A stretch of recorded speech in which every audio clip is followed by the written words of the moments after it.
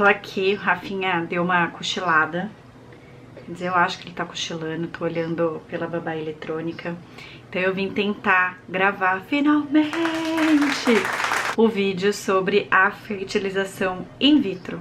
Eu tô em pé, ó, primeira vez que eu fico em pé, mas eu acho que ficando em pé eu fico mais descontraída e aí eu falo melhor sobre isso. É engraçado que eu não tenho nenhum problema com o meu processo de fertilização, eu falo abertamente sobre isso.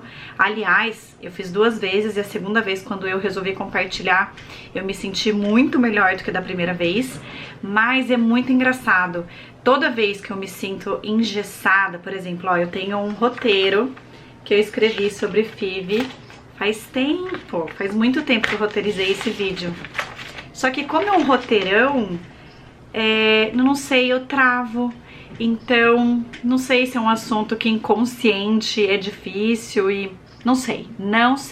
Eu sei que eu travo, tanto que eu não gravei até hoje. Então eu falei, não, eu vou tentar, óbvio que eu vou dar umas olhadas aqui sobre o que eu escrevi pra não esquecer de falar nada. Mas eu falei, não, eu tenho que transformar esse vídeo num vídeo mais descontraído pra ver se, enfim, ele desempaca e sai.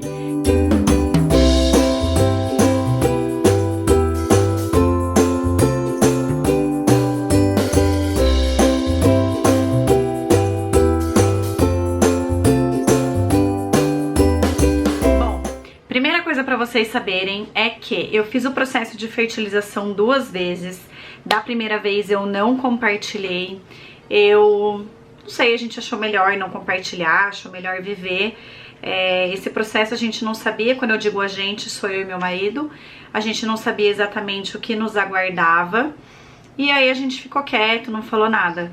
Foi um processo muito difícil, porque naturalmente eu falo tudo que me vem na cabeça, né? Eu já tinha Instagram, já fazia stories, e aí eu passei durante um período vivendo todos esses dilemas e aplicando hormônio e vivendo essa questão, enfim, é um processo que exige muito do nosso psicológico. E eu não compartilhei com ninguém, então ao mesmo tempo eu fiquei super angustiada. Da segunda vez eu decidi de cara assim compartilhar. Eu falei, não, Felipe, dessa vez tem que ser diferente, eu preciso me sentir melhor. Ainda que, por exemplo, eu compartilhe e não dê certo, que esse na verdade é o grande medo, né? Você compartilhar uma coisa que de repente não dá certo.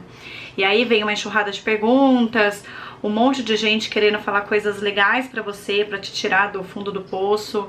E tudo isso, enfim, mexe com a gente. Então, às vezes, você opta, né, por se resguardar, não falar, do que compartilhar. Mas dessa vez eu falei, não, Fê, agora eu tenho que falar, eu vou compartilhar, eu vou viver isso de verdade, porque o não falar me deixou mal também. Eu achei que, no fundo, pesou. Então, tem uma playlist no meu canal, que eu já vou deixar aqui, que é sobre o processo de fertilização. Eu gravei tudo, desde a ida ao médico, a aplicação da injeção, o 8º dia do ciclo, todo o meu percorrer durante esse processo, desde os exames, um exame que eu fiz e deu errado e parecia que eu já tinha ovulado e não tinha, enfim, toda essa angústia que a gente vive durante o procedimento de fertilização.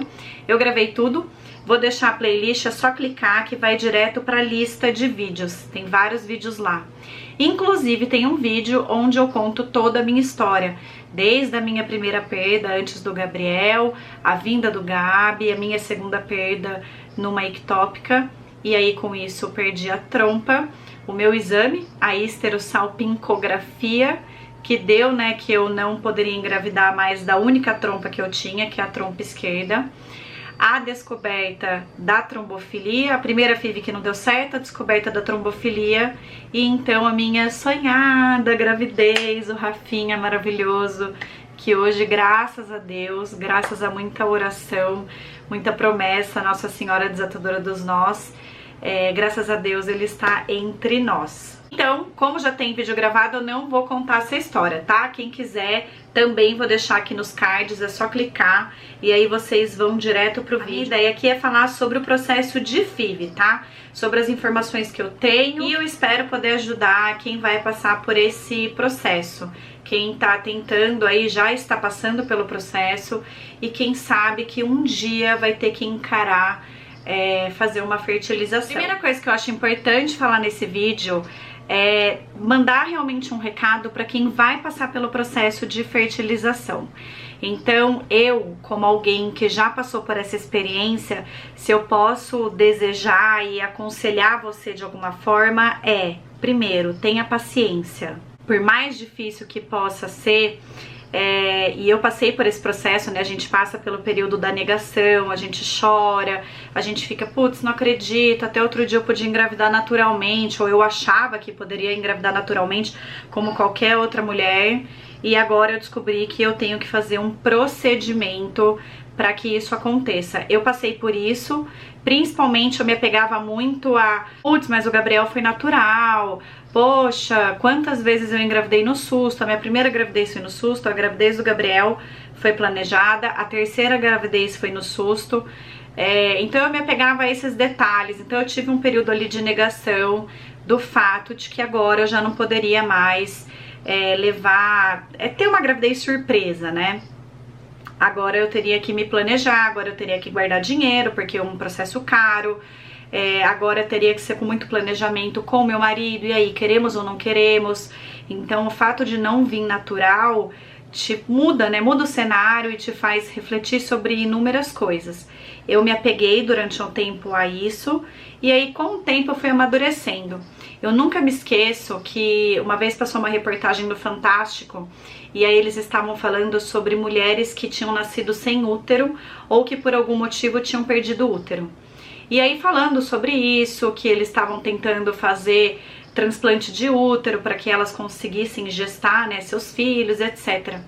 E eu lembro que nesse dia caiu uma ficha assim em mim, e eu me peguei pensando, putz, eu aqui reclamando que eu tenho que fazer FIV, sabe? A mulher nasceu sem útero, ou a mulher perdeu o útero, ela não tem um filho, o caso dela é 1000 vezes mais difícil do que o meu, e eu aqui tô reclamando porque eu tenho que fazer uma fertilização in vitro.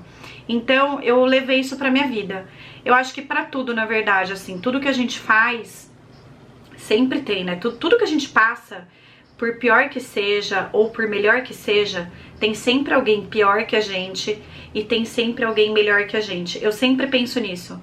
E isso me ajuda a enxergar o meu problema de uma forma diferente. Então, eu tenho que fazer FIV, mas tem gente que nem com FIV consegue ter filho. Tem gente que não tem ovário. Tem gente que não consegue um óvulo bom. Tem gente que o marido não tem esperma. Tem gente que não tem útero. Então eu acho que você abrir o seu leque, sair, né? A gente fica assim, focada só no nosso problema.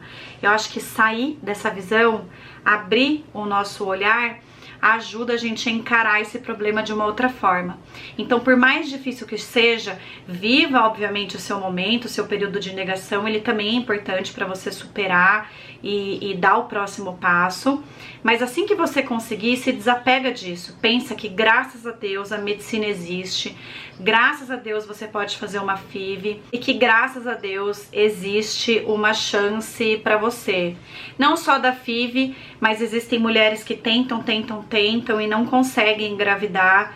E aí, o que eu falo para essas mulheres é: comecem a pensar em outras formas. Se você quer ser mãe, se você quer ter alguém ali, eu brinco, dependente de você, um serzinho só pra você que você vai colocar no mundo e, enfim, vai passar seus valores, não tem coisa melhor nessa vida. Comece a abrir seu leque. De repente, pense na questão da adoção, comece a pensar em outras alternativas, mas não desista, vale muito a pena. Eu sou uma apaixonada, assim, de alma pela maternidade. Eu me descobri mãe desde a minha primeira gravidez, na verdade, que não vingou.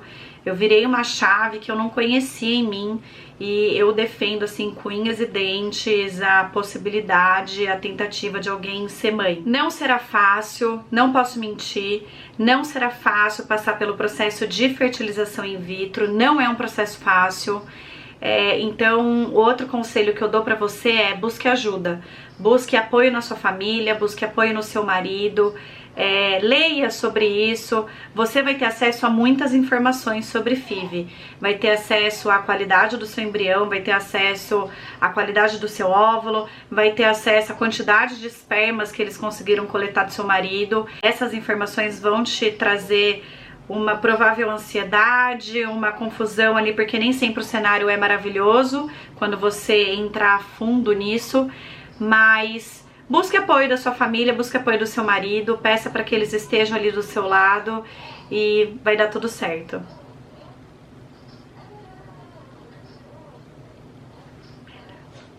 Deixa eu ver se o Rafinha acordou.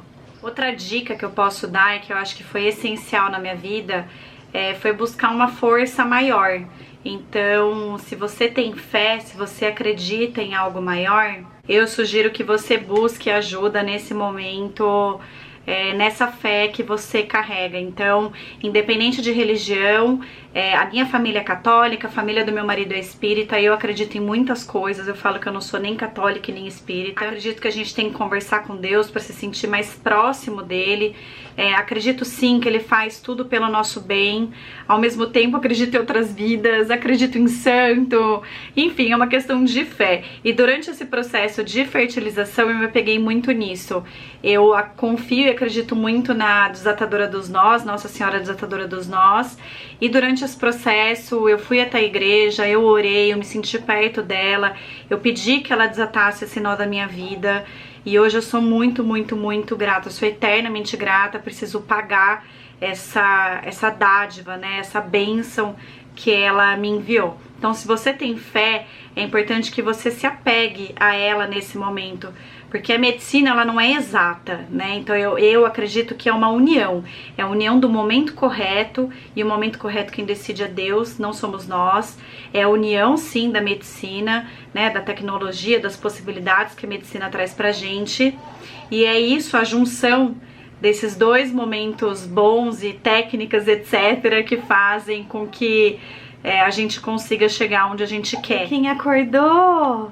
Olha quem acordou! Ele sentiu que a gente tava falando dele, né, Gabi? Ai, que louca! Né, Rafinha? Gente, não é idade não, viu? Mãe confunde todos os nomes.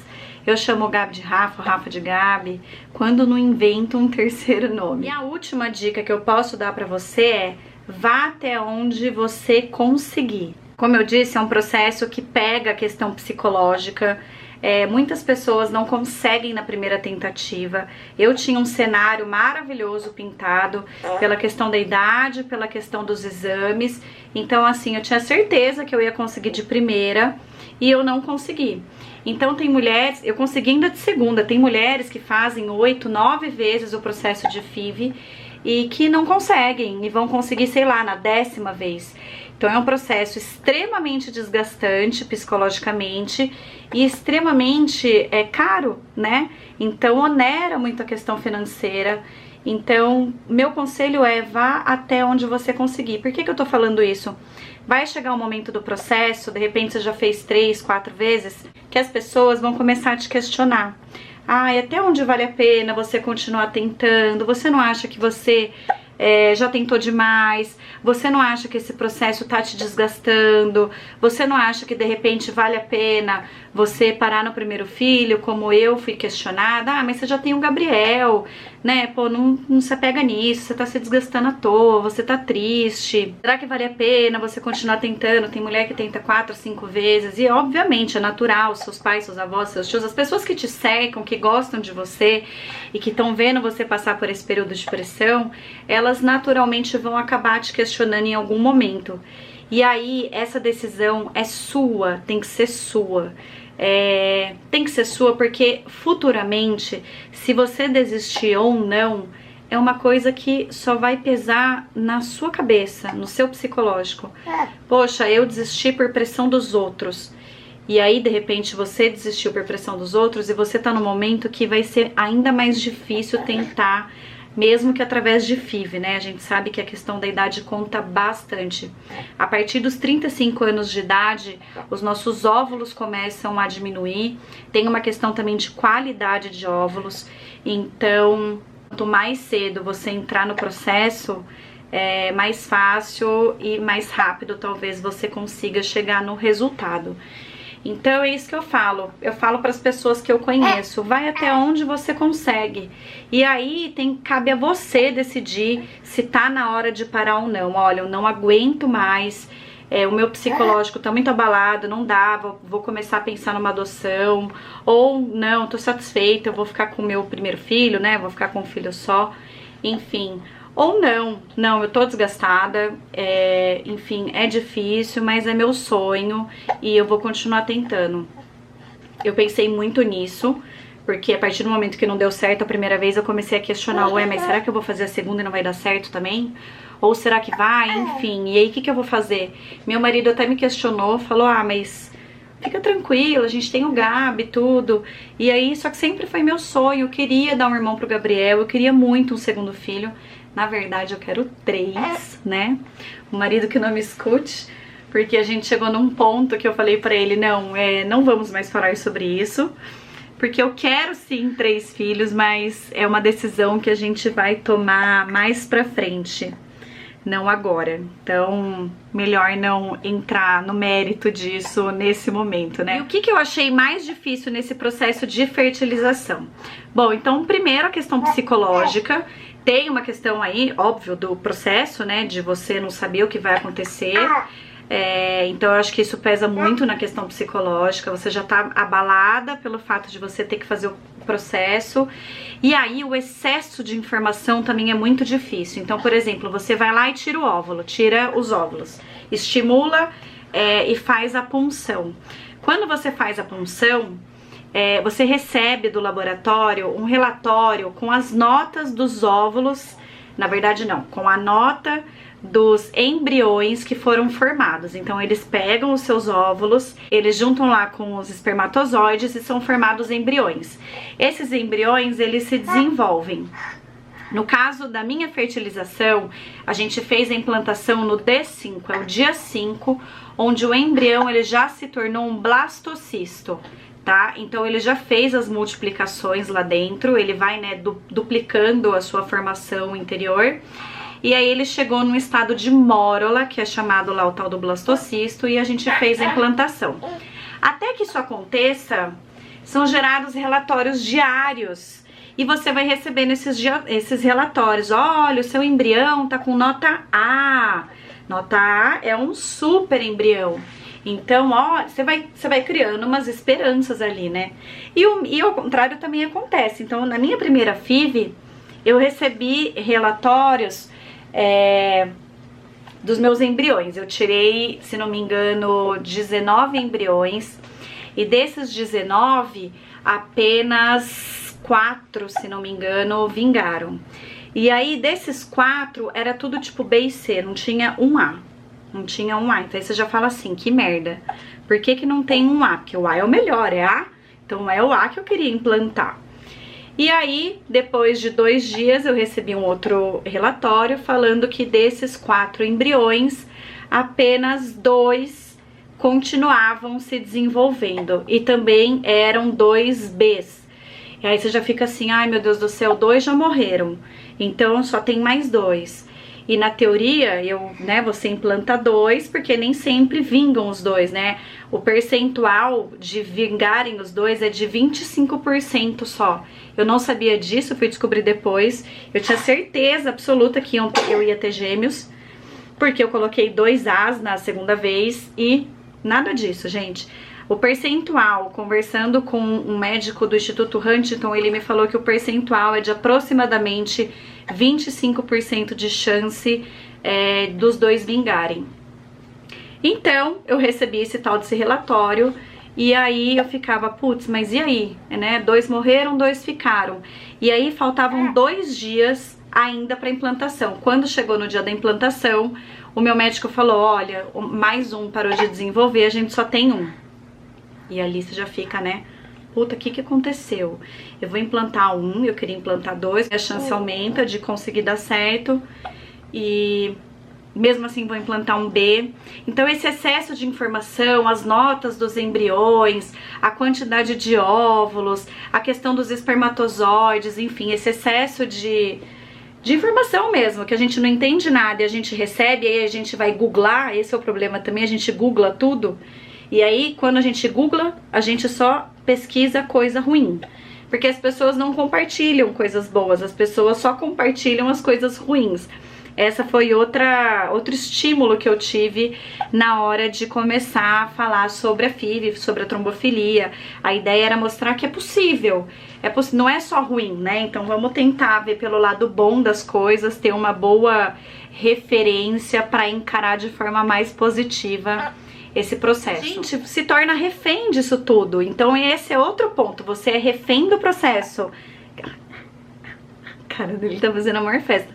Vocês parem de prestar atenção nele, prestem atenção em mim, hein? Deixa eu falar. Daqui a pouco a gente vai buscar o Gabi. Então a gente vira refém do processo, de um processo que a gente não conhece, que a gente não pode fazer nada, a gente fica meio à mercê. E, enfim, somos reféns. Então o fato também disso acontecer, da gente não ter muita autonomia, a gente não tem autonomia nenhuma, né? A gente não consegue fazer nada além, não depende da gente. Então isso também é muito difícil no processo de FIV. Tem a questão dos hormônios, então dos hormônios mexerem no nosso humor. Então isso também é muito difícil, deixar a gente inchada, né? Também a gente engorda um pouquinho durante ali o processo de estimulação ovariana, que você faz aí as picadinhas para injetar os hormônios. Tem também, obviamente, a questão da ansiedade, então quem não come, para de comer de vez. Quem fica ansiosa e come o dobro. Então isso também é uma parte difícil disso tudo. Tem uma questão de culpa, que eu acho que a gente carrega naturalmente em tudo na vida. O que eu fiz pra isso acontecer comigo? O que eu poderia ter feito diferente? E não tem nada a ver uma coisa com a outra.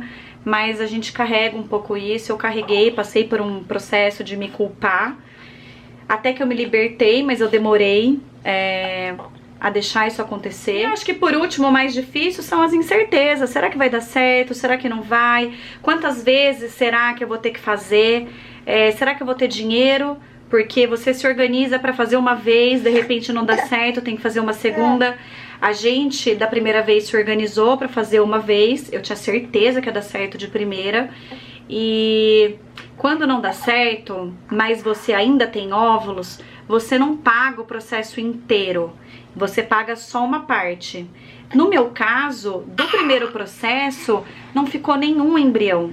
Todos os embriões pararam de desenvolver. Então eu tive que fazer o processo completo de novo. Toda a estimulação, que é a parte mais difícil, e também a questão orçamentária, né? O mais caro do processo são os remédios. E já que a gente tá falando sobre valores, vou falar mais ou menos por cima como é que funciona, tá? Eu acho que tem muita variação de valores, tanto médico, o tipo de remédio que você vai tomar e a quantidade de remédio. Como eu disse, o mais caro do processo não é nem o médico. Na verdade, o médico pega uma parcela bem, assim, pequena em relação ao todo. O mais caro são os remédios. Existem hospitais que, dependendo aí do caso, eles fazem pelo SUS, mas as filas são imensas. Também existe uma questão de ovodoação, então você faz o processo e você faz a doação dos óvulos, e aí a pessoa para quem você vai doar pode pagar o seu procedimento. Enfim, tem que pesquisar na internet, ver quais são as possibilidades, ver se tem como entrar pelo SUS e ver se tem o timing de esperar, né, dar certo pelo SUS. Mas existe uma variação enorme, vai depender da quantidade de remédio, do tipo de remédio que você vai tomar. Mas pelo que eu pesquisei, eu acho que uma FIV, ela não vai sair por menos do que 15 mil, e ela deve ficar entre, sei lá, 15 mil e 35 mil, dependendo do médico, do hospital, do remédio, tudo isso. Então é uma faixa grande de variação, vai depender realmente, enfim, do tipo de estimulação que você vai fazer. Mas enfim, é uma faixa para vocês se basearem. Não é um processo barato, assim, nem de longe. Eu acho que nem para quem tem dinheiro sobrando é uma coisa que onera. Tem que ter sim um planejamento. Então, e muitas mulheres esbarram nessa questão, né?